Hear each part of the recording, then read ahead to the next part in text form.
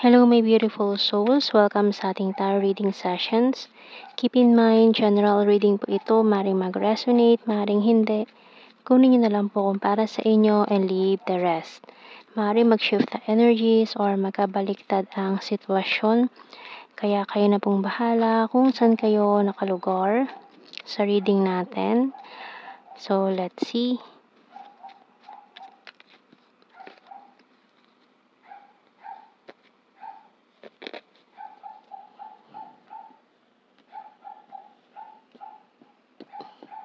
So, nahulog na yung mga cards natin dito. King of Swords, Tower, Knight of Cups, Nine of Cups. Karma, Judgment, Two of Wands, King of Swords, Queen of Swords, and the Queen of Wands.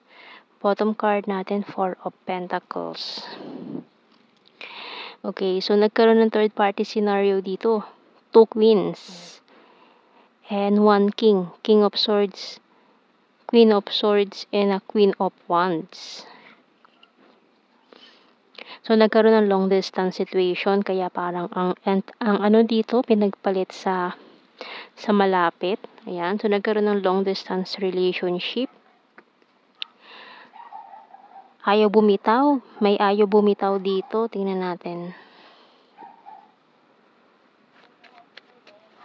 So, ngayon, ang nangyari mukhang gumuho na rin itong third party situation na to. So, ayan, we have the money and snake. Maraming mga pinagtalunan sila regarding sa pera. Kaya gumuho na rin yung third party. And maaring the person, itong divine masculine ay, kasi divine partnership to with the King of Swords and the Queen of Swords. May umentrada lang na Queen of Wands dito. Na which is parang, ano natin na siya yung representation ni third party. Ayan, with the snake. We also have here magnifying glass, scissor, sunglasses, and deep well. So, ngayon, itong si masculine, nag-i-stalk siya ngayon kay divine feminine niya. Maaring na-eliminated na ito si third party, the snake card, na-eliminate na siya. And maaari magpaparamdam to sa'yo very soon. Kung lalo na kung ikaw ang divine counterpart ni King of Swords. Magpaparamdam to very soon with the sunglasses. No contact situation. Magnifying glass. So this person is looking for you. Nahanap ka nitong taong ito. And camera. Larawang kupas. Ayan. Sa mga pictures nyo. This person is reminiscing the past, binabalikan yung nakaraan, and is looking for you from afar, from a distance. No? So, hindi pa rin siya nakakabitaw sa'yo. Totally, with the Four of Pentacles natin. So, tingnan natin.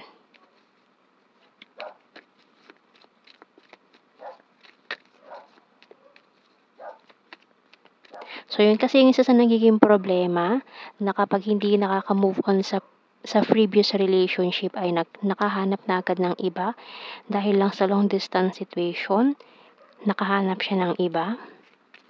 So, ang tendency, babalik to sa'yo.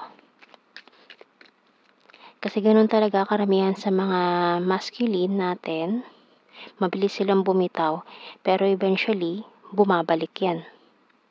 Spiritual Understanding by Archangel Raziel. I'm bringing you esoteric information and symbols and helping you understand spiritual truths. So may mga nare-receive kang messages, esoteric information na galing kay Archangel Raziel para maunawaan mo, makita mo itong mga bagay-bagay na dapat mong maunawaan lalo na sa mga spiritual na na bagay.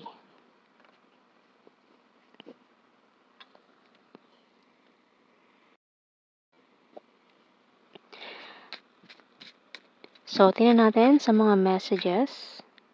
Business is business.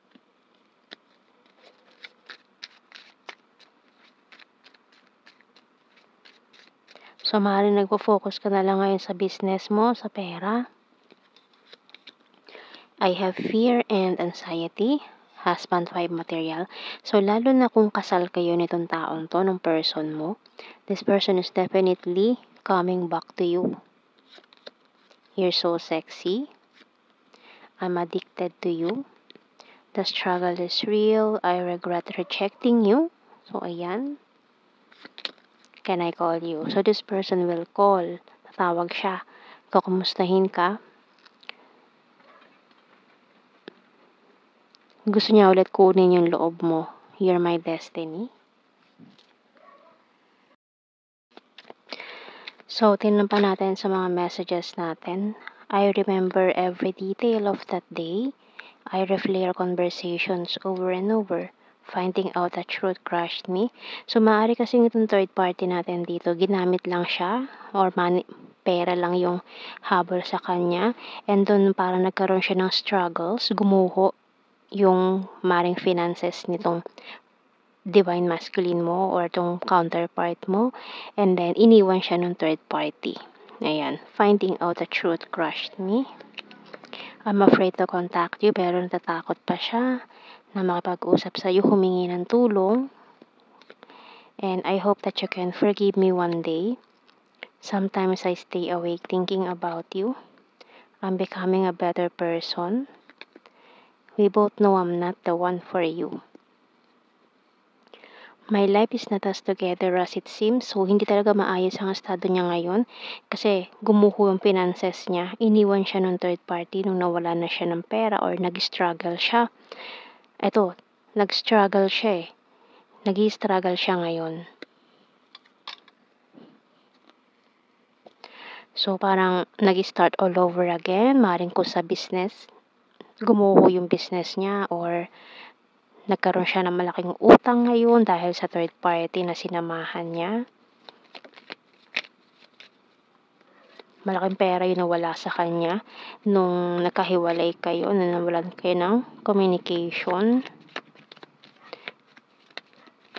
Dahil hindi nakatulong tong third party na to sa finances niya, sa business niya, or sa trabaho niya, kaya nawindang, gumuho lahat yung pundasyon na binuo niya. Letter Z, K, J, V, E,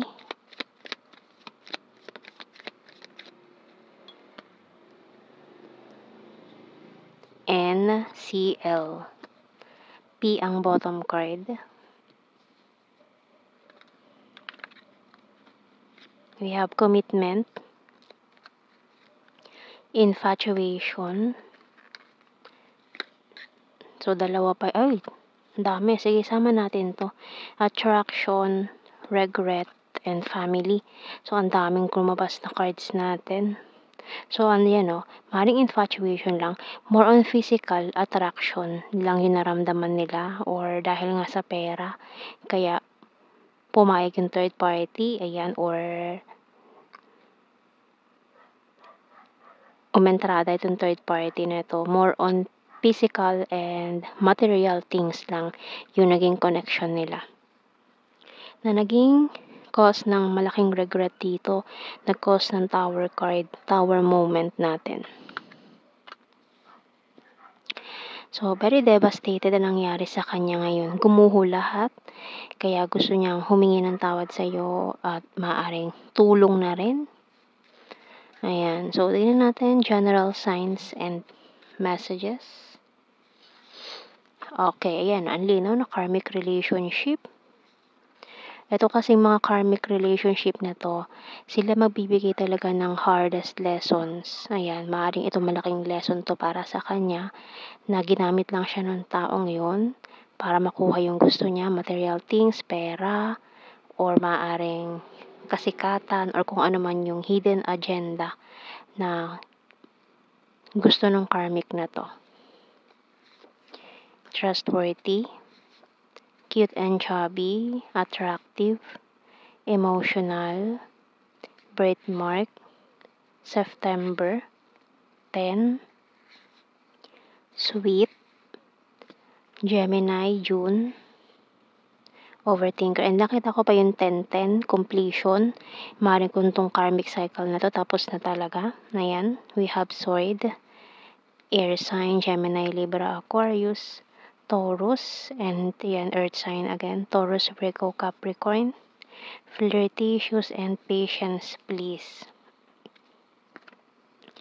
So, yan ang ating reading. Thank you for watching. Take care and God bless. See you in our next reading, guys. Bye-bye.